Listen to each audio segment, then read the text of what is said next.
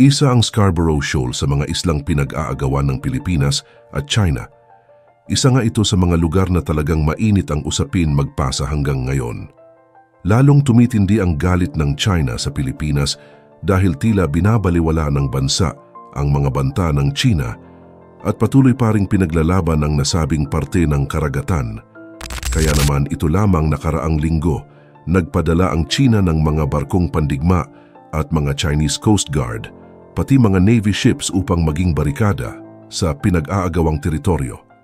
Ang South China Sea o kung tawagin natin na West Philippine Sea, nanalo man ang Pilipinas sa International Tribunal noong 2016, hindi pa rin nito napaalis ang China sa pinag-aagawang karagatan. Bagkus, nagtayo pa nga ito ng mga military facilities na talagang inalmahan ng ating gobyerno. Ang pagkapanalo ng Pilipinas sa UNCLOS ay napakalaking bagay dahil ito ang nagsiselyo na hindi talaga pagmamay-ari ng China ang bahaging iyon. Hindi lang din naman Pilipinas at China ang umaangkin sa Scarborough Shoal, maging ang bansang Vietnam ay kasali rin. Subalit talagang ang China lang ang umaangkin dito. Kung pagbabasehan daw ang kanilang kasaysayan, ang 9-dash line na kalaunan nga naging 10-dash line pa, sinasabing parte ng China ang buong karagatan ng South China Sea o West Philippine Sea, pero hindi pinaburan ng International Tribunal. Wala raw matibay na ebidensya ang China sa inilabas nitong mapa at ibinigay ang karapatan para sa lahat na malapit sa karagatang iyon. Naging matinding usapan ang Scarborough Shoal hanggang sa taong 2024 dahil ilang araw lamang ang nakakalipas na ganap ang tinawag na civilian mission ng ating mga kababayan. Ang layunin nito ay pumunta sa Scarborough Shoal para ipaglaban ang malayang paglalayag sa karagatan. Ito rin ay pagpapakita ng lakas ng Pilipinas na hindi sila magpapadaig sa mga malalaking bansa tulad ng China.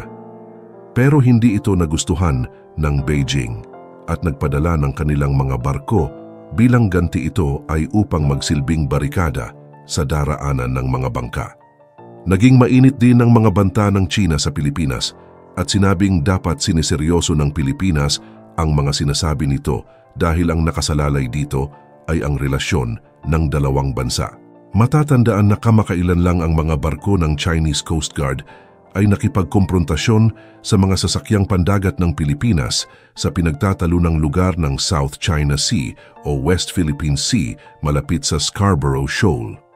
Naganap ang insidente noong nakaraang linggo matapos mainit na kumprontasyon ng dalawang maritime patrol vessel ng Pilipinas at 4 na Chinese Coast Guard at 6 na Chinese maritime militia vessels malapit rin sa shoal. Ang Scarborough Shoal, na kilala bilang Baho de Masinloc sa Pilipinas, ay isang tatsulok na hanay ng mga bahura at bato na matatagpuan humigit kumulang 120 nautical miles sa kanluran ng baybayin ng Pilipinas. Ito ay naging paksa ng pagtatalo sa teritoryo at blockade ng China mula noong isang standoff noong 2012. Ito kasama ang Spratlys Island ang naging dahilan kung bakit naghain ng reklamo ang Pilipinas sa International Tribunal na ipinanalo naman natin. Matatandaan na kamakailan lang ang mga barko ng Chinese Coast Guard ay nakipagkomprontasyon sa mga sasakyang pandagat ng Pilipinas sa pinagtatalunang lugar ng South China Sea o West Philippine Sea malapit sa Scarborough Shoal.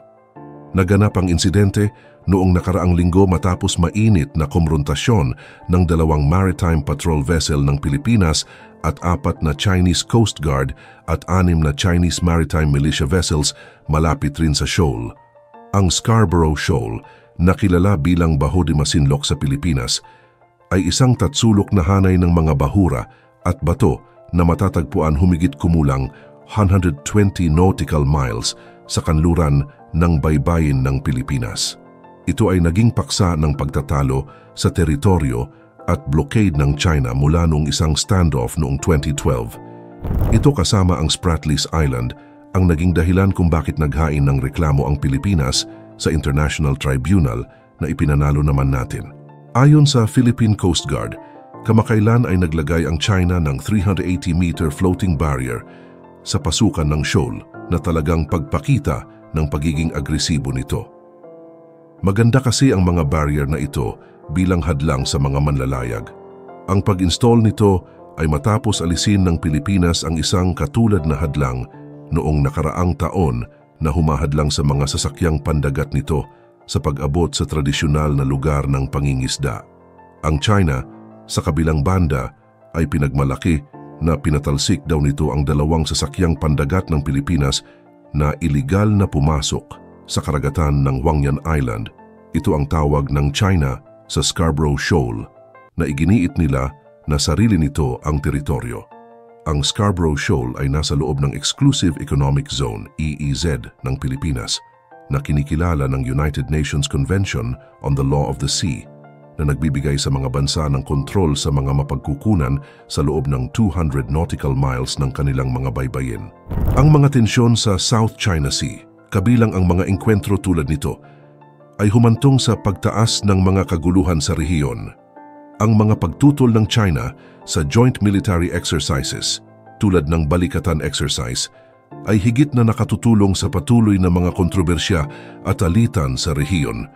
Dahil labis umuusok sa galit ang China sa tuwing gumagawa ng joint exercises ang Pilipinas kasama ang ibang mga bansa sa mismong pinag-aagawang karagatan. Ito nga lang May 15, 2024, naganap ang lalong nagpakulo ng dugo ng China. Ito ay noong may isang grupo ng mga Pilipinong aktivista at mangingisda ang naglayag papunta sa Scarborough Shoal sa South China Sea o kung tawagin natin na West Philippines Sea. Dala ang nag-aalab na damdamin at makabayan na prinsipyo, sinuong ng mga mangingisda ang panganib at naglalakihang barko ng Chinese Coast Guard, maging ang banta ng water cannon upang igiit ang soberanya ng Pilipinas sa pinagtatalunang lugar. Ang mga barko ng Chinese Coast Guard ay malapit na lamang sa grupo habang sila ay umalis mula sa lalawigan ng Zambales. Nakaantabay noon ang Philippines Coast Guard kung sakaling may kaguluhan na maganap. Ang convoy, na binubuo ng 4 na bangkang kahoy na lulan ng humigit kumulang 1 truck kalahok at sinamahan ng mga mamamahayag, ay nakasagupa ng mga Chinese Coast Guard ships habang papalapit sila sa shoal. Sa kabila ng presensya ng mga sasakyang pandagat ng China, nanatiling determinado ang mga mangingisda at talagang pinatunayan ang pagiging makabayan. Sa kabilang banda pa nga ay umawit pa ang mga ito ng atin ito para ipakita na sa Pilipinas ang teritoryong iyon.